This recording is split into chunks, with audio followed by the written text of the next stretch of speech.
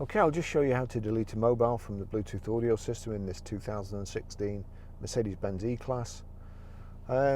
Easiest way, if we click telephone on the audio system there, you'll see at the bottom you've got connect devices and options. If you go to connect devices and select, you see Barry's iPhone. That's the one I want to delete. So I navigate down to that, and then you've got a menu on the right hand side.